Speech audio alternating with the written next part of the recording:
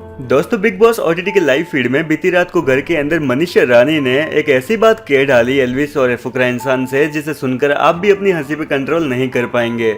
दरअसल हुआ कुछ यूं था कि फुकरा इंसान और एल्विस यादव बड़े ही ज़्यादा सीरियस होकर अपने फ्यूचर के बारे में बात कर रहे थे, जहां पर एल्विस कह रहे थे कि मैं अपने बच्चे के लिए इतना पैसा छोड़ के जाऊंगा कि 4 लोग उसे देखेंगे तो वो भी सोचेंगे कि यार ये किसकी औलाद है। और फुकरा इंसान कह रहे थे कि मैं अपने बच्चे के लिए ज़्यादा कुछ नहीं छोड़ के जाऊंगा, केवल एक अच्छा सा घर और एक अच्छी सी गाड़ी छोड़ के जाऊंगा और वो अपने बलबूते पर खुद कमा लेगा। ये सारी बातें बड़े ही सीरियस होकर दोनों एक दूसरे के साथ कर रहे थे। और इसी दौरान वहाँ पर मनीषा रानी, जो कि डाइनिंग टेबल पर बैठकर खाना खा रही थी, वो इनकी बातों को बड़े ही ध्यान से खाना खाते खाते सुन रही थी।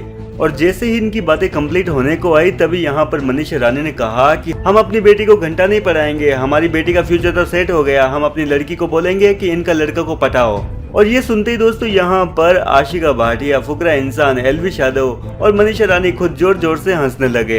और इसके बाद मनीषा रानी ने हंसते हुए कहा कि जब साला तुम्हारा बेटा इतना ही पैसे वाला होगा तो हम अपनी बेटी को काहे पढ़ाए, हम अपनी बेटी को केवल कहेंगे कि तुम अपनी सुंदरता पर ध्यान दो, तुम्हारे लिए लड़का तैयार हो रखा है पहले से ही और तुम्हारे लड़के को हमारी बेटी पटा लेगी।